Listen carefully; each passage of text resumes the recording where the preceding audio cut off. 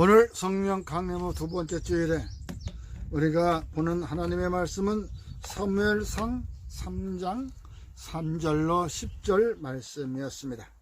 이 말씀을 가지고 우리가 은혜 나눌 제목은 하나님이 너를 다시 부르시거든 이라는 제목입니다. 그렇습니다.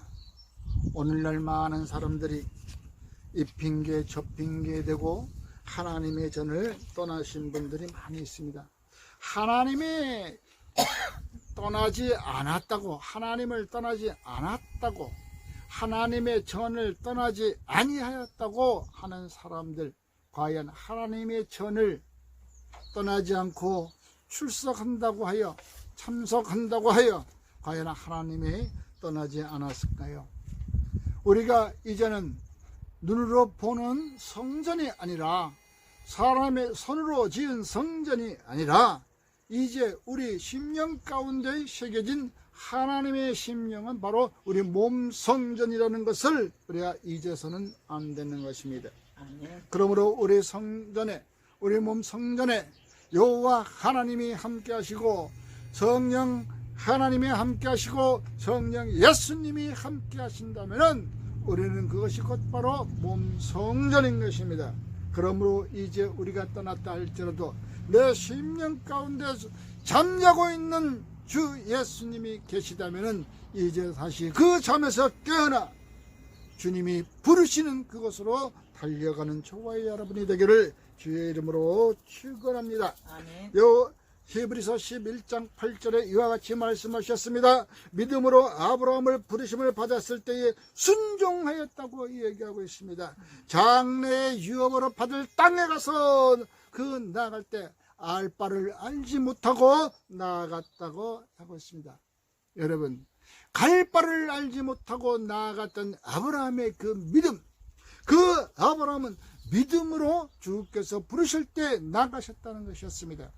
오늘 성경 본문은 사무엘의 하나님께서 부르심을 받을 때의 이야기였습니다.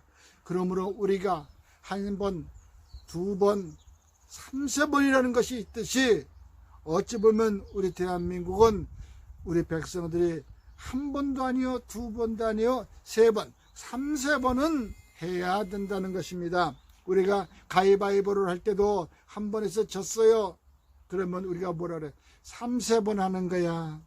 3번은 해야 되는 거야. 3번 연달아 졌을 때는 진정 졌다고 고백하는 것처럼, 여러분, 저와 여러분들은 하나님이 한 번 부르고 두 번 불렀다고 그때마다 내가 발걸음을 돌리지 않고 내가 불순종했다고 너무 서러워하지 마십시오. 3번째도 다시 부릅니다. 그때를 기억하고 그 부르실 때에 어려서 속히 응답하는 저와 여러분이 되기를 주의 이름으로 축원합니다. 그러므로 우리는 이제 항상 주님의 전을 떠나지 말자라고 이야기하고 싶습니다.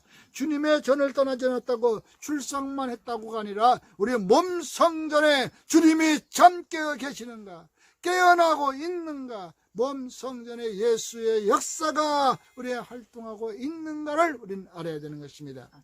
오늘 성경 본문에도 엘리 제사장은 그렇게 눈이 흐려져서 하나님을 보지 못하고 귀가 어두워서 하나님의 말씀을 듣지 못하고, 아마 이때는 영적으로 그 나라가 우리가 지금 피폐해졌기 때문에 하나님의 역사가 나타나지 않았던 것이었습니다.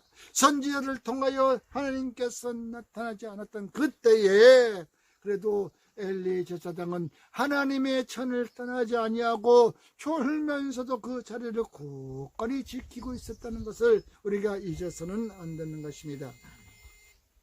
사무엘이 잉태했을 때, 잉태하기 전에 그 사무엘의 엄마 한나가 그 기도하고 있을 때에도 아마 엘리 제사장은 야 한나야, 너 왜 술 취해갖고 와서 하냐, 아마 우리가 통성으로 기도하고 막 발버둥치고 내게도 자녀를 하나 주십시오, 자식 하나 주십시오, 내가 서러워서 못 살겠습니다, 억울해서 못 살겠습니다, 아마 이런 통곡을 했을 때 아마 술 먹고 와서 한풀이 하는 줄 알았을 거예요. 그러나 한나는 나는 술을 입에 대지 않고 알지도 못한다고 엘리 제사장한테 얘기하면서 네가 하고 싶은 것이 애를 낳다. 그래, 그 엘리 제사장의 입을 통하여 내게 자식이 있으리라. 그 말씀이 그대로 사실로 일어나 사무엘이라고 하는 이스라엘의 대역사를 이끌어가는 바로 사무엘이 태어났던 것입니다. 이 사무엘을 한나는 그랬습니다. 내게 자식을 준다면 이 사냥을 자고 당신에게 바치겠습니다. 바로 나시림이 되겠다는 것을. 그래야 여기 사무엘을 어릴 때부터 바로 엘리 제사장 밑에 가서 수발 들게, 오늘날 우리가 잘 아는 바로 동자승과 같은 그러한 이 사무엘이 어릴 때 성전에서 살게 됩니다. 그렇게 살다 보니까 항상 때가 되면 어머니가 오셔가지고 사무엘에게 이 모든 예의를 성전에서 해야 할 일들을 가르쳤을 것 같아.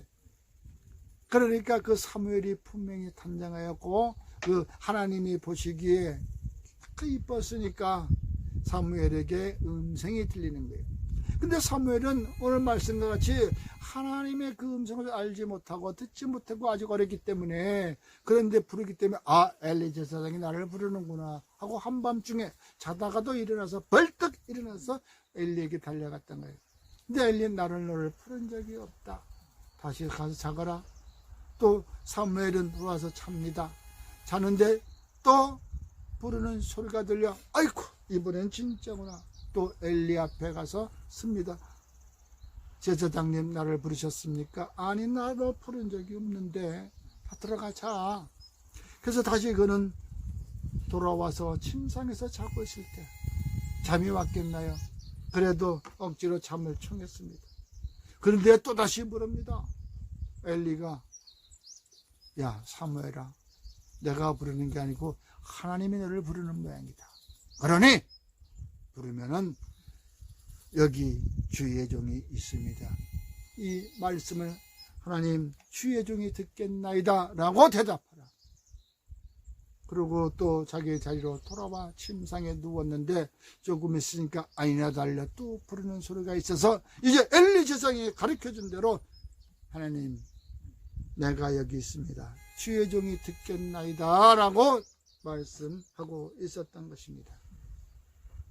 오늘 또 한 가지 우리가 알 것은, 아무리 타락한 엘리 제사장이라도 엘리 제사장은 아마 타락하지 않고 주의 전을 지키고 있었던 것은 왜? 하나님의 성전이기 때문에 그걸 떠나지 아니하고 온 나라가 부패하고 온 나라가 썩어졌다 할지라도 그 엘리 제사장은 그 성전을 지키고 있었기에 바로 사무엘이라고 하는 이스라엘의 40년 동안 평안을 이끈 역사가 일어났던 것이고, 이스라엘을 이제 왕정정치로 이제 나아가는 그 시초가 되었다는 것을 우리는 성경을 보아 알 수 있는 것입니다. 여러분, 몸과 마음은 항상 주에 향하고 있었다는 것입니다. 내가 성전에 떠나지 않고 있을 때는 이 성전에서 내 몸과 마음이 항상 주님을 바라보아야 되는 것입니다. 그러므로 우리가 문 안에 있을 때나 성전 안에 있을 때나 성전 밖에 나갔을 때나 우리는 항상 주의 전을 떠나지 말아야 한다는 것입니다. 그게 주님이 우리에게 바라는 첫 번째 이야기인 것입니다. 그러므로 저와 여러분들은 항상 주의 전을 떠나지 마십시오. 요한복음 1장 48절에서도 주님께서 나다니엘을 부를 때에 그를 항상 나다니엘은 말씀을 가지고 그 보르스나무 밑에서 항상 생각하고 있었던 거예요. 세상 것을 생각한 것이 아니라 이 말씀을 묵상하고 있었을 때에 주님이 그것을 보았단 말이에요. 정직한 자를 보았단 얘기예요. 나다나엘이 이르되 내가 어떻게 나를 아시나이까? 예수께서 대답하되 이르시되 빌립이 너를 부르기 전에 내가 널 무화과나무 아래에 있을 때 보았노라. 무화과나무 아래에서 말씀을 묵상하고 있었던 나다니엘을 보았다는 것입니다. 여러분, 저와 여러분들은 우리 심령 가운데 주의 전이 떠나지 않으려고 하여거든 항상 몸과 마음을 주님을 향하여 있어야 된다는 것입니다. 그리고 우리가 주의 음성, 어떤 미세한 음성 소리라도 듣거든 즉각적으로 응답하시기 바랍니다. 부르시면 달려나가겠나이다. 이사야도 주님 내가 여기 있습니다, 나를 보내소서 하고, 엘리야도 아버지 그 숨은 데 바람과 운동 속에서도 그 미세한 소리가 들려서 그는 이제 까마귀가 갖다 준 양식을 먹고 힘을 얻어 다시 걸어갔다는 것, 이와 같은 것을 우리는 생각해 볼 때에 주님의 음성을 들으면 즉각적으로 행동하는 저와 여러분이 되어야 된다는 것입니다. 말씀을 들었는데도 미기적거리고, 아니야 내가 지금 바쁜 일이 있어, 또 우리 가정에 무슨 일이 있어, 이와 같이 핑계를 대고 나중에 하면 되지, 지금 해야 할 일이 있는가 하면 나중에 해야 할 일도 있다는 것입니다. 먼저 우선 선행터야 할 일이 바로 주의 일인 것입니다. 그러므로 부르시면 달려나가겠나이다. 우리가 이스라엘을 모세의 후계자로 여호수아가 가나안 땅에 들어갈 때, 그런 첫 번째 1장 7절 8절의 말씀에 좌우나 우로로 치우치지 않고 바른 길을 향하여 나아갔다고 기록되어 있습니다. 여러분, 성전에 앉아서 이 생각 저 생각하는 사람들, 오늘은 주일이라 오늘 예배에 참석했지만 내일은 또 월요일이고, 또 내일은 또 부도가 나기 바로 직전 또 어부도 막아야 될 날이 결제해야 될 일이고, 내일은 또 무슨 물건을 납품해야 될 일이고, 여러 가지 생각에 잠겨 있어 가지고 내가 이 몸은 성전에 와 있지만 마음과 생각은 세상에 나가 있는 것, 이와 같은 생각을 하지 말라는 얘기입니다. 그것은 내가 주님께 드려지는 것이 아니고 몸만 드려지고 생각과 마음은 딴 곳에 있다가 세상을 향하여 있다는 것입니다. 하나님께서는 우리에게 말씀하셨습니다. 우리가 물질과 함께 겸하여 섬길 수 없다라고 얘기했습니다. 그러므로 우리가 좌로나 우로나 치우치지 아니한다는 것은 세상 것을 바라보고 이리 돌리고 저리 돌리고 하지 말라는 얘기입니다. 오직 주님만을 향하여 나아갈 때에 성령께서는 그 역사하는 힘이 있다고 얘기하고 있는 것입니다. 우리가 항상 사도행전 9장 20절에서도 즉시로 각 회당에서 예수가 하나님의 아들이심을 전파했던 우리 제자들을 보십시오. 여러분, 우리가 말씀을 듣고 응답할 때는 그 즉각적인 바로 행동으로 나가는 것은 예수는 그리스도라라고 우리가 선포해야 되는 것입니다. 예수는 구세주다. 예수 외에는 구세주가 없다. 바로 오직 예수만이 나의 살 길이고 내 생명 난다는 것을 알고 있십시오. 아무리 말세다 하지만은 바로 이와 같이 복음이나 예수님이 나타나던 즉각적인 것입니다. 즉각적으로 우리가 구원도 받고 우리가 천국에 들어갈 수 있는 생명의 길인 것입니다. 생각해 보십시오. 예수님이 돌아가실 때에 그 좌우에 우리 매달렸던 강도 보십시오. 한 강도는 바로 거기서 즉각적으로 구원을 받았다는 것을 우리가 잊어서는 안 되는 것입니다. 바로 세상은 말세다 하더라도 이 시대에도 우리가 구원의 역사는 이루어져야 된다는 것을 믿으시기 바랍니다. 그러므로 저와 여러분은 항상 우리가 주님이 모시고 있었다는 것은 등불을 켜고 있어야 돼. 불을 끄지 아니해야 돼. 오늘 엘리가 제사장에 있던 그 성전은 불은 희미하게나마 켜고 있었어. 왜? 등불을 켠다는 것은 주의 임재가 있다는 것이거든요. 주님의 임재. 사무엘 22장 29절에 여호와여 주는 나의 등불이시니 여호와께서 나의 어두움을 밝히시리이다 라고 말씀하신 것처럼 여러분, 항상 우리 심령 가운데 등불이 켜 있어야 됩니다.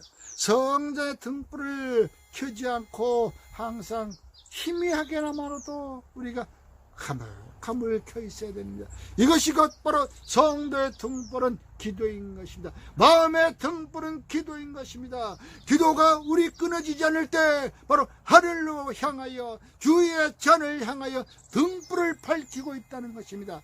등불을 밝히지 아니하는 것은 우리가 기도가 끊어졌다는 것입니다. 기도가 끊어진 삶을 바라보십시오.